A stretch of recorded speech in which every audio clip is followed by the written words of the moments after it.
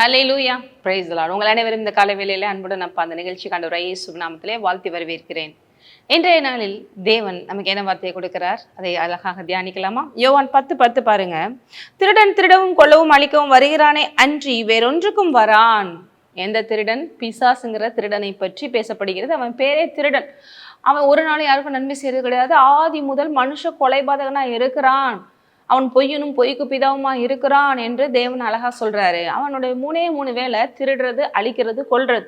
ஆனா இந்த உலகத்துல நம்ம எல்லாம் நினைச்சிட்டு இருக்கிறோம் அழிவுக்கு, எல்லா நாசமோஸ்தருக்கும் கடவுள் தான் கடவுள் நினைச்சிட்டு இருக்கோம். இதுதான் பிசாசினுடைய பெரிய பொய், வஞ்சனை. அதை நம்பக்கூடாது.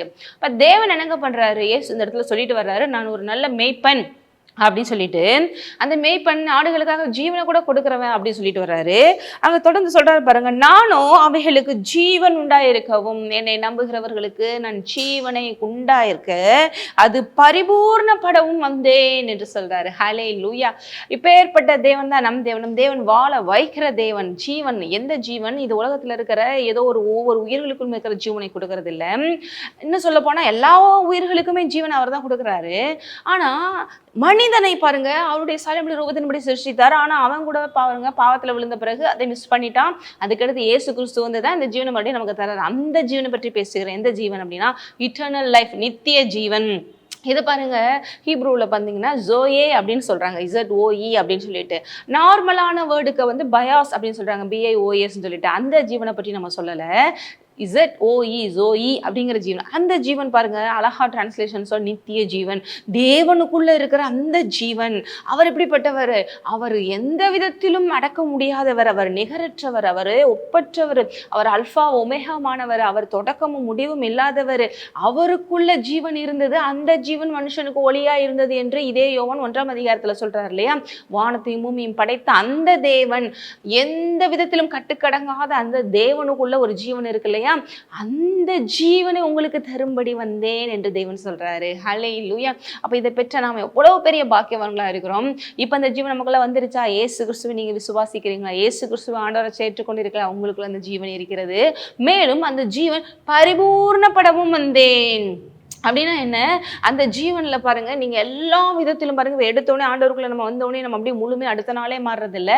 ஏன்னா நமக்குள்ள ஒரு இருதயம் இருக்கு, நமக்கு சுய விருப்பத்தை தேவன் கொடுத்துருக்கிறாரு. ஆகவே நமக்கு ஸ்டெப் பை ஸ்டெப்பா பாருங்க அவரை போல நம்மை மாற்றும்படி ஆவியானவர் ஒர்க் அவுட் பண்ணிட்டு இருக்காரு. அது ஒரு நாள் பரிபூர்ணம் அடைந்து இயேசுவை போலவே மாறும்படி செய்வாரு. இப்படிப்பட்ட விதத்துல இந்த ஜீவனை கொடுக்க வந்த தேவன் தான் நம் தேவன். இவரே ஜீவனாக இருக்கிறார். அந்த ஜீவனை பெற்ற நாம் இப்ப எப்படி இருக்கிறோம்? இந்த உலகத்திற்கு ஒளியா இருக்கிறோம், இந்த உலகத்திற்கு உப்பா இருக்கிறோம். மரணத்துல இருக்கிறவர்களை மீட்கும்படி தேவன் நம்மளை அழைத்திருக்கிறார், ஆசீர்வதித்திருக்கிறார். அப்ப உங்களுக்குள்ள இருக்கிற ஜீவனை வச்சு நீங்க என்னங்க பண்ணணும்?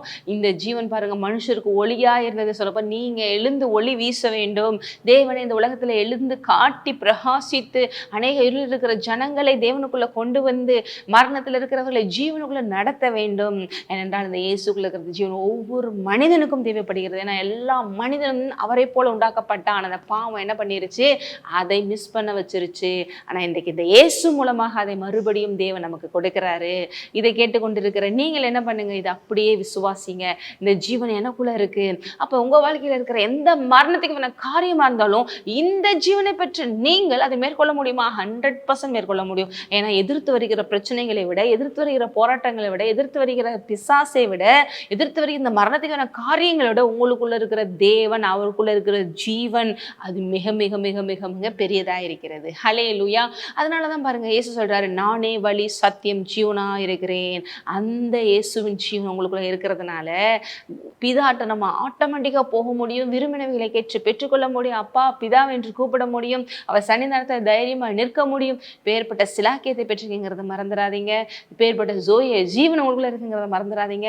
நீங்கள் மிகப்பெரிய அளவிற்கு வல்லமை உடையவர்கள், ஆசீர்வதிக்கப்பட்டவர்கள், பெரிய காரியங்களை செய்ய முடிய அழைக்கப்பட்டவர்கள், தேவனால் அன்பு கூறப்பட்டவர்கள் மறந்துடாதீங்க. ஜெபிக்கலாம். நன்றி தகப்பனே. அப்ப அந்த நேரத்திலும் தகப்பனே, எப்பேற்பட்ட ஜீவன் எங்களுக்குள்ள இருக்கிறது என்பதை ஒருவரும் அறிந்து கொள்ளட்டும். இந்த ஜீவனை பெற்றுக்கொண்டு இவர்கள் எழுந்து பிரகாசித்து அநேக மக்களுக்கு ஜீவனை கொடுக்கட்டும். உம்மை மகிமைப்படுத்தட்டும். இயேசு நாமத்திலே ஆமென். ஆசீர்வதிக்கப்பட்ட